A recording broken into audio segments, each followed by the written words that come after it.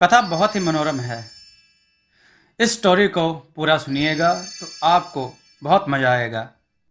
देववाणी चैनल को सब्सक्राइब करके रखिएगा, कथा को लाइक जरूर कीजिएगा। चलिए देर न करते हुए कथा को आगे बढ़ाते हैं। महाराज की आज्ञा के बाद राजवैद्य वहां से चले जाते हैं। महाराज शैवीर बलराम और जयचंद्र के हाथ जोड़ते हैं और कहते हैं, इस राज्य को बचाने में आप दोनों का महत्वपूर्ण स्थान है। यदि आप दोनों ना होते तो ना जाने इस राज्य का क्या होता।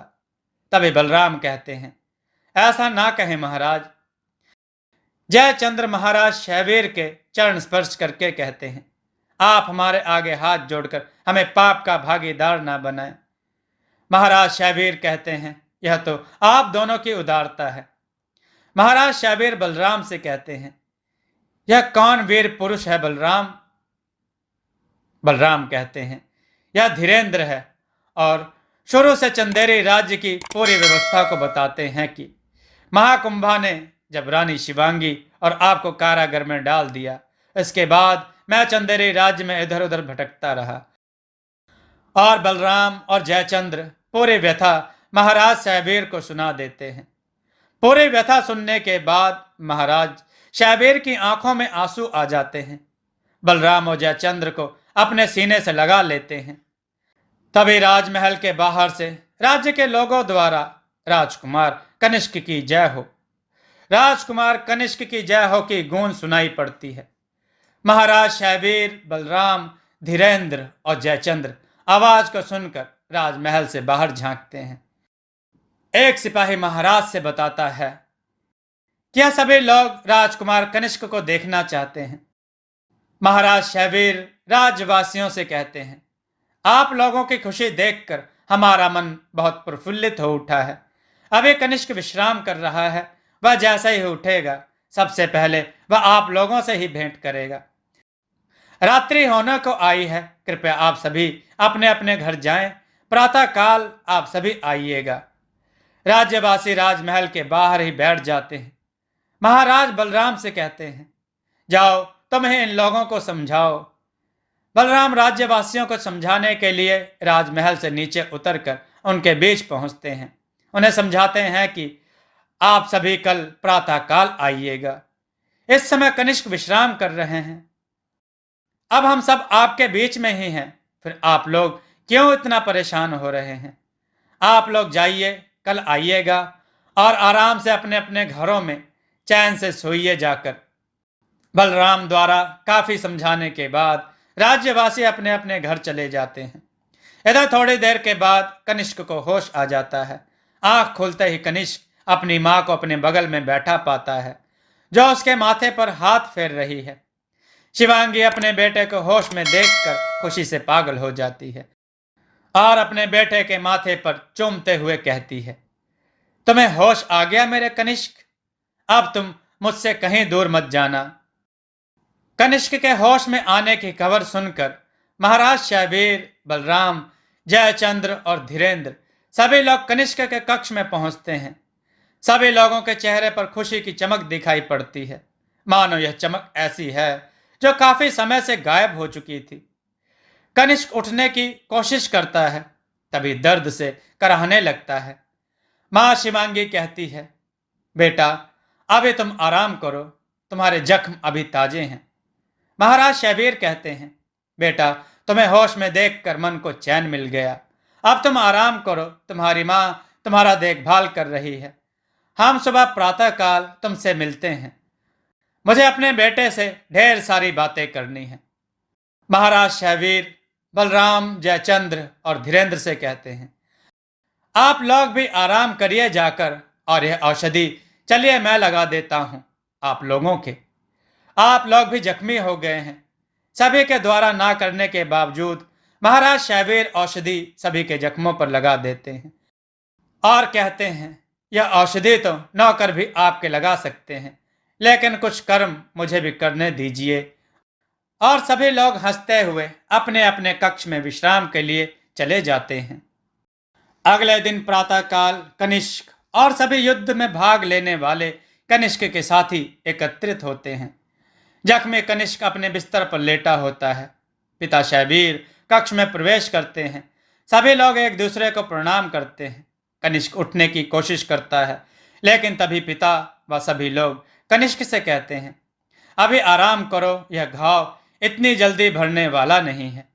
इधर पूरे राज्य में यह खबर हो जाती है कि कनिष्क जख्मी हैं और वह स्वस्थ होने के बाद ही सभी से मिलेगा। बलराम भी युद्ध में जख्मी हुए होते हैं, लेकिन उनका घाव इतना गहरा नहीं होता कि एक दिन वह अचानक मृत्यु को प्राप्त हो जाते हैं। तभी राजवैद्य को बुलाया जाता है और उनसे राजा शैवीर बताते हैं कि सैनिकों ने मुझे बताया कि आज सुबह से वह अपने कक्ष के बाहर नहीं निकले। जैसे वह उनके कक्ष में आए तो बलराम अपने बिस्तर पर ही लेटे हुए थे। मैंने उनको आवाज दी, लेकिन वह नहीं उठे। राजवैद्य मृत बलराम के शरीर का निरीक्षण करने पर बताते हैं कि उन्हें हृदयाघात हुआ है और रात में ही उनकी मौत हो गई थी। बलराम के परिवार का इस दुनिया में अब कोई नहीं है। पत्नी पहले ही मर गई थी और दोनों बेटियों के साथ जो हुआ वह तो जग जाहिर है। राजा शैवीर ही उसका दाह संस्कार करते हैं और इस तरह कुछ दिन बीत जाते हैं और राज्य का कार्यभार शैवीर संभाल लेते हैं। इधर समय बीतता जाता है। पंखुरी कनिष्क की यादों को सजाए उसके इंतजार में जी रही है। पंखुरी को यह बात ज्ञात हो गई कि कनिष्क युद्ध जीत चुका है। आज 1 माह बीत गया है, लेकिन वह अभी तक नहीं आया। पंखुरी इस सब बातों से अनजान है कि कनिष्क काफी जख्मी अवस्था में है या नहीं। एक दिन पंखुरी के पिता पंखुरी से कहते हैं, बेटा तुम क्या जानो पिता का दर्द। जब उसकी बेटी जवान हो जाती है तो उसके सिर पर बहुत बोझ होता है। गुस्से में पंखुरी अपने पिता की बातें सुनते हुए अपने कक्ष से दूसरे कक्ष में भाग जाती है। तभी गुस्से से लाल पंखुरी के पिता चिल्लाते हुए कहते हैं, माँ और पिता दोनों का भार मैं उठा रहा हूं। जब तू छोटी सी थी तेरी माँ गुजर गई, तब मैं उतना परेशान नहीं हुआ जितना आज हूं। इतना बोलकर शांतिराम दुख की पीड़ा के साथ अपने कक्ष की ओर चल देते हैं। आंखों में आंसू लिए दौड़ते हुए पंखुड़ी अपने कमरे में जाकर बिस्तर पर लेट जाती है और आंसुओं की धार के साथ रोने लगती है और कहती है, कनिष्क तुम शायद मुझे भूल गए हो। ठीक है, तुम अपनी जिंदगी में खुश रहो। कुछ देर बाद पंखुड़ी आंसुओं को पोंछते हुए अपने पिता को ढूंढते हुए बाहर निकलती है। तभी वह देखती है कि उसके पिता कुर्सी पर बैठे रो रहे हैं और कुछ बड़बड़ा भी रहे हैं। पंखुड़ी पिता के कंधे पर पीछे से हाथ रखते हुए कहती है, पापा आप जैसा चाहते हैं मैं वैसा करने के लिए तैयार हूं। आपको जो लड़का पसंद हो मैं उससे विवाह कर लूंगी। बेटी की इन बातों को सुनकर शांतिराम के मन को शांति मिल जाती है। शांतिराम बोला, बेटी मैं तेरी शादी अच्छे घर में ही करूंगा। तुम मेरी बात समझ गई, मुझे बहुत खुशी है।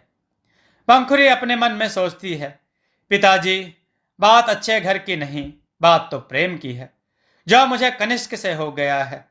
जब मैंने कनिष्क को पहली बार देखा था तो मुझे ना तो यह पता था कि वह एक राजा का बेटा है या किसी भिखारी का या वह कोई नीच कुल का है। छोड़िए पिताजी, आप इन सब बातों को नहीं समझेंगे। जब यह संसार प्रेम को नहीं समझ सका तो इसमें आपकी भी क्या गलती। अपने मन को शांत रखते हुए पंखुड़ी अपने कमरे में चली जाती है और शांतिराम घर से बाहर निकल जाते हैं। इधर समय के साथ कनिष्क अब ठीक हो रहा होता है।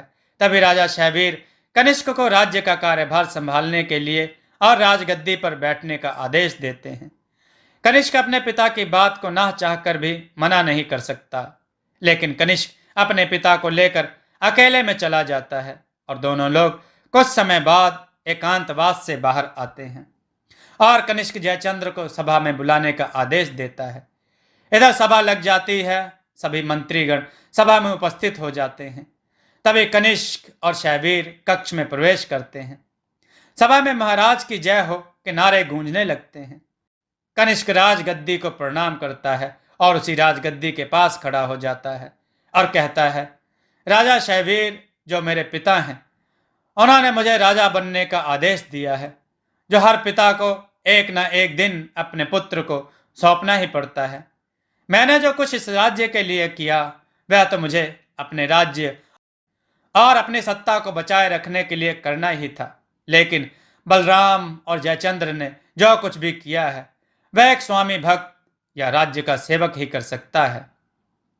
इस राज्य पर समय समय पर अनेकों संकट आए हैं जिसे बलराम और जयचंद्र ने संभाले रखा। यदि कोई और होता तो वह कब का शत्रु राज्य में मिल चुका होता। हमें कभी भी बलराम और जयचंद्र के पराक्रम और वीरता को नहीं भूलना चाहिए। फिर फिर इस मंत्रिमंडल ने भी समय समय पर अनेकों युक्तियां बनाकर राज्य के विकास में अपना योगदान दिया है।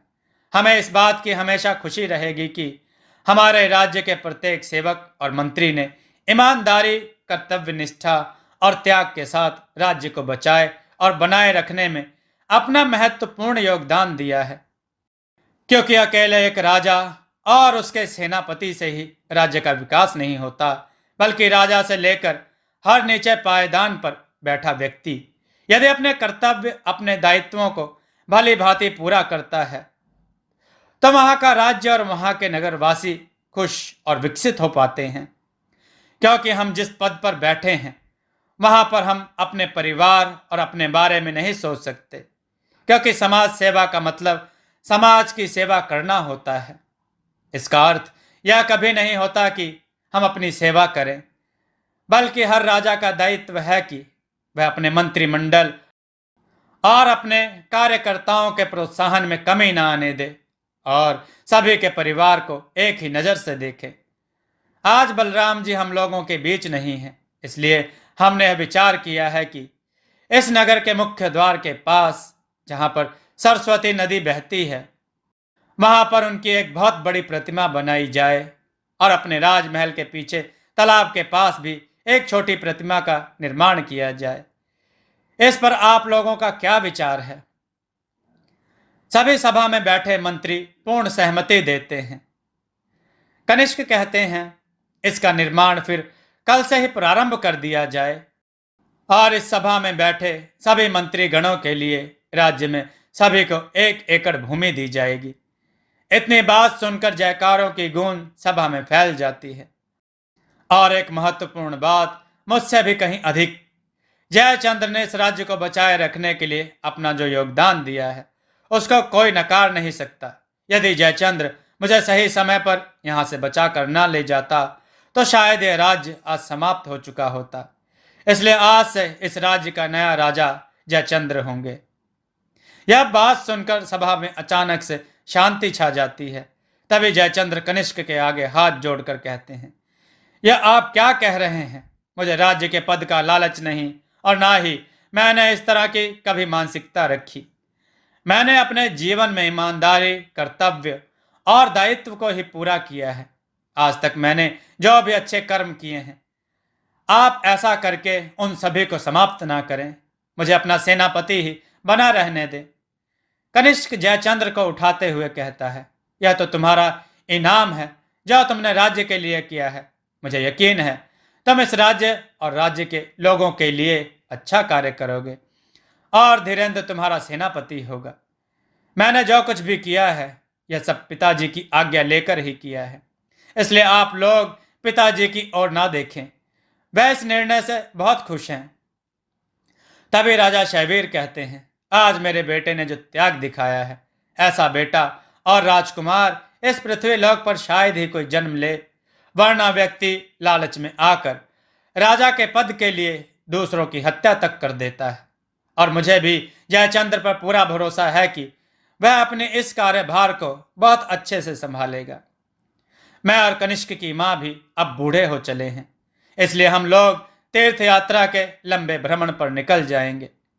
हमारे हाथों से भी अनेकों शत्रुओं की हत्याएं हुई हैं, इसलिए इसका प्रायश्चित करना भी जरूरी है।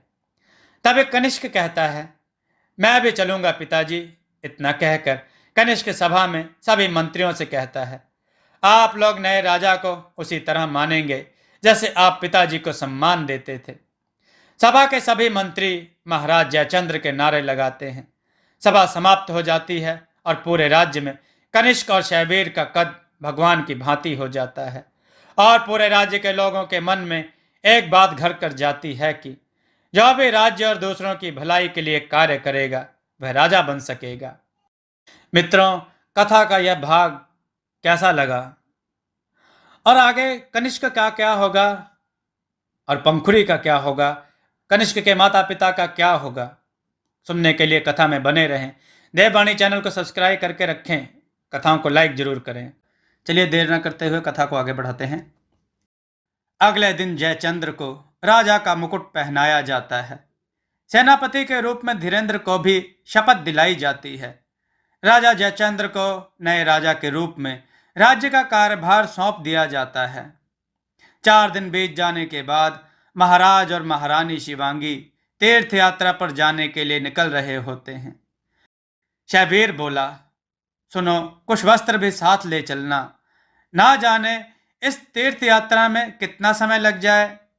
शिवांगी बोली, हाँ, आप सही कह रहे हैं, लेकिन इस सामान को कौन उठाएगा? यात्रा तो बहुत ही लंबी है, ना जाने कब हम लोग लौट कर आएंगे। आपने तो अचानक से तीर्थ यात्रा पर चलने का मन बना लिया। हम लोगों के बारे में सोचा, इस उम्र में कैसे भ्रमण करेंगे। तभी कनिष्क कक्ष में प्रवेश करता है। कनिष्क बोला, हाँ माँ, सही कह रही हो। मैंने पिताजी को बहुत समझाया कि इस उम्र में तीर्थ यात्रा पर ना जाएं, लेकिन इन्होंने मेरी एक बात नहीं मानी। अभी भी मैं इन्हें समझाने ही आया हूं। पिताजी, आप हठ छोड़ दीजिए, इसी महल में रहिए और मुझे माँ और आपकी सेवा करने का अवसर प्रदान कीजिए। शैवीर बोला, बेटा, तुमने हम लोगों का सिर ऊंचा किया है, इस कुल का तुमने मान ऊंचा कर दिया है, अब बस जीवन का उद्धार हो जाए। कनिष्क बोला, ठीक है पिताजी, यही आपकी जिद है तो मैं भी आप लोगों के साथ ही चलूंगा। इसी बहाने आप लोगों की देख रेख भी हो जाएगी और मैं चिंताओं से दूर भी रहूंगा। शैवीर बोला, नहीं बेटा, तुम कहाँ जाओगे? तुम यही राज्य में रहो, तुम भी बेकार में परेशान होगे। कनिष्क बोला, नहीं पिताजी, मैं भी आपके साथ चलूंगा। अब राज्य में जयचंद्र का राज्य है, वह अकेले ही इस राज्य को संभालने में सक्षम है, और जब इस राज्य को मेरी जरूरत होगी, मैं पत्थर के समान इसकी रक्षा करने के लिए खड़ा रहूंगा। क्या आप मेरे इस फैसले से खुश नहीं हैं? जयचंद्र ने जो कुछ किया वह इतना आसान नहीं था। शिवांगी बोली, नहीं बेटा कनिष्क, तुमने जो किया उससे पिताजी और हम दोनों ही लोग बहुत खुश हैं। तुमने इतना बड़ा जो त्याग किया है उसे पूरा राज्य याद रखेगा। हाँ, लेकिन कहीं ना कहीं एक दर्द जरूर है कि मेरा बेटा राजा के सिंहासन पर नहीं बैठा। लेकिन तुमने जो फैसला लिया है उससे हम लोग सहमत हैं। तुम परेशान मत हो, तुम्हारे चेहरे पर हंसी अच्छी लगती है। कनिष्क बोला, आप लोग खुश हैं, यह मेरे लिए बहुत बड़ी बात है। चलिए, मेरे भी कपड़े रख लीजिए, हम भी साथ में चलते हैं। मैं आपको एक बात बताना भूल ही गया।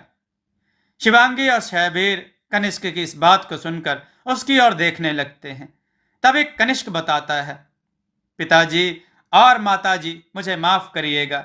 मैं जानता हूं आप लोग चाहते हैं कि मैं विवाह कर लूं। रूपाली के जाने के बाद से सभी लोग परेशान हैं, लेकिन आप लोग मुझसे विवाह की बात नहीं करेंगे। शिवांगी बोली, हाँ बेटा, हम और तुम्हारे पिता इसी बात को लेकर परेशान हैं कि तुम्हारा अभी पूरा जीवन पड़ा है, आगे जीवन कैसे कटेगा। अगर तुम तैयार हो तो तुम्हारे पिताजी कोई अच्छी राजकुमारी ढूंढकर विवाह करा दें। हम लोग भी चिंता से मुक्त हो जाएंगे, क्योंकि तुम्हारे बाद इस कुल का कौन ही है। शिवांगी रोते हुए कहती है, तुम्हारे दोनों भाई भी अब दुनिया में नहीं हैं। अगर आज वह सब जीवित होते तो हमारे राजमहल में पोते और पोतियों की आवाजें चारों ओर गूंज रही होती। कनिष्क अपनी माँ को शांत कराते हुए कहता है, माँ, आप रोइए नहीं, वरना मैं भी रोने लगूंगा। शायद ईश्वर की यही इच्छा थी। देखो पिताजी परेशान हो रहे हैं। अच्छा सुनिए, मैं विवाह के लिए तैयार हूं। शैवीर बोला, यह बात सुनकर हम बहुत खुश हैं। तो ठीक है, अब हम तुम्हारी शादी के बाद ही तीर्थ यात्रा पर जाएंगे। मैं आज से ही कोई तुम्हारे लिए राजकुमारी ढूंढता हूं। कनिष्क बोला, नहीं पिताजी, आपको ढूंढने की आवश्यकता नहीं है। पंखुरी नाम की एक लड़की है जो मुझे बहुत चाहती है और मैं भी उसे पसंद करता हूँ। यह बात उन दिनों की है जब मेरी मानसिक हालत ठीक नहीं थी और जयचंद्र मुझे अपने गांव, जो एक पहाड़ी क्षेत्र में बसा था, वहां मुझे सभी से बचाते हुए ले गया, जहां उसके पिता, और उसने मेरा इलाज किया और उसे मुझसे प्रेम हो गया। उसके पिता एक वैद्य हैं जिनका नाम शांति राम है। शिवांगी बोली, बेटा, तो क्या तुम एक वैद्य की बेटी से विवाह करोगे? हजारों ऊंचे कुलों के राजा अपनी बेटी का तुमसे विवाह करने के लिए तैयार बैठे हैं। धन धान्य से परिपूर्ण है, हमें धन नहीं चाहिए, लेकिन विवाह अपनी बराबरी वालों से किया जाता है। कल के अन्य राजा यही कहेंगे कि यह वैद्य की बेटी है। कितना अपमानित होना पड़ेगा। हम किसी जाति को नीचा या ऊंचा नहीं कह रहे। जिसका विवाह जिस जाति के साथ होता है उसमें ही होना चाहिए। कनिष्क बोला, माँ, यह आप कह रही हैं? मुझे पता है कि हमें अपने बराबर वालों से ही शादी करनी चाहिए, लेकिन इसका यह मतलब नहीं कि किसी से प्रेम ना किया जाए। यदि सामने वाला अच्छा हो तो गरीब और अमीर नहीं देखा जाता। अच्छा, आप लोग एक बार उससे मिल लें। यदि आपको वह ठीक लगे तो विवाह करिएगा। अब तो ठीक है।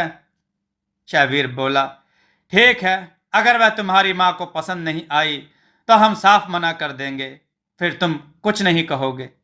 कनिष्क बोला, मैं वचन देता हूं, लेकिन आप लोगों को वहीं चलना पड़ेगा जहां पर वह रहती है। वह स्थान अंधेड़ राज्य के पास पहाड़ी पर है, लेकिन उस राज्य को बहुत पहले ही समाप्त कर दिया है। अब उस पर हमारा ही अधिकार है। कनिष्क धीमी आवाज में कहता है, मैं उसका वचन देकर भी आया हूं, मैं वापस आऊंगा। शबीर बोला, ठीक है, शुभ कार्य में देरी कैसी। हम इधर से ही उस लड़की को भी देख लेंगे और तीर्थ यात्रा को भी निकल जाएंगे, और तीर्थ यात्रा करके वापस आने पर तुम्हारा विवाह भी कर देंगे। अगर जल्दी हो तो बताओ, विवाह कर कर ही तीर्थ यात्रा पर जाएं। कनिष्क हंसते हुए कहता है, नहीं पिताजी, मुझे कोई जल्दी नहीं है, बस मैं आप और माँ को खुश देखना चाहता हूँ। सभी लोग तैयार होकर राजमहल से बाहर निकलते हैं। जयचंद्र को यह बात ज्ञात हो जाती है कि सभी लोग तीर्थ यात्रा पर जा रहे हैं। तभी तुरंत जयचंद्र दौड़ा दौड़ा राजमहल के द्वार पर आ जाता है और तुरंत महाराज शैवीर के चरण पकड़ लेता है और कहता है, महाराज, मुझसे क्या गलती हो गई जो आप लोग बिना बताए तीर्थ यात्रा पर जा रहे हैं? शैवीर जयचंद्र के कंधे को पकड़कर उठाते हुए कहते हैं, बेटा, तुम्हारी इसमें कोई गलती नहीं है। हमने सोचा तुम्हें क्यों परेशान करें। बेटा, हम लोग जा रहे हैं, जल्दी लौट कर आएंगे, फिर हमें तुम्हारा भी विवाह करना है, और राजा का इस तरह बार बार किसी के चरणों में गिर जाना शोभनीय नहीं है। जयचंद्र बोला, माफ करें, लेकिन आप मेरे पिता समान ही हैं और इसी अधिकार के तहत ही आपके आगे नतमस्तक होता हूं। आप मेरी बात तो मानने वाले हैं नहीं। आप लोग तीर्थ यात्रा पर जाएंगे जरूर, इसलिए मैं 3 रथ आपके साथ भेज देता हूं, जिसमें 2 रथ में कुछ बहादुर सिपाही होंगे, एक में आप लोगों के बैठने की व्यवस्था। जयचंद्र हाथ जोड़कर कहता है, इतनी बात हमारी मान लीजिए। शैवीर बोला, बेटा कहे और पिता ना माने, ऐसा नहीं हो सकता, और मैं तुम्हें हमेशा खुश रहने का आशीर्वाद देता हूं। अब हम लोग ना जाने कब आएंगे, तुम्हें इस राज्य को संभालना है। यदि कोई बात समझ में ना आए तो अपने मंत्रिमंडल से इस बारे में राय जरूर ले लेना। इस पूरे राज्य के लोगों के मन में दुख व्याप्त होता है। रथ के आते ही सब लोग निकलते हैं। गांव के कई लोग रथ के सामने आ जाते हैं। तभी गांव के कुछ व्यक्ति कहते हैं, महाराज, हमें छोड़कर मत जाइए, हम गांव वासी आप लोगों के बिना नहीं रह सकेंगे।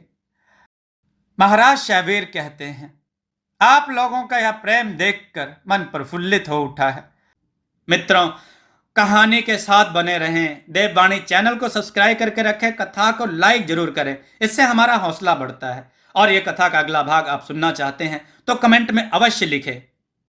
दोस्तों, आपको यह कथा कैसी लगी, अपने विचार और सुझाव कमेंट में जरूर दें। हमारी कथाओं को लाइक करें, हमारे चैनल को सब्सक्राइब करना न भूलें। हमारी कथाओं को शेयर जरूर करें जिससे लोगों को अच्छा ज्ञान प्राप्त हो। जय श्री राम भक्तों।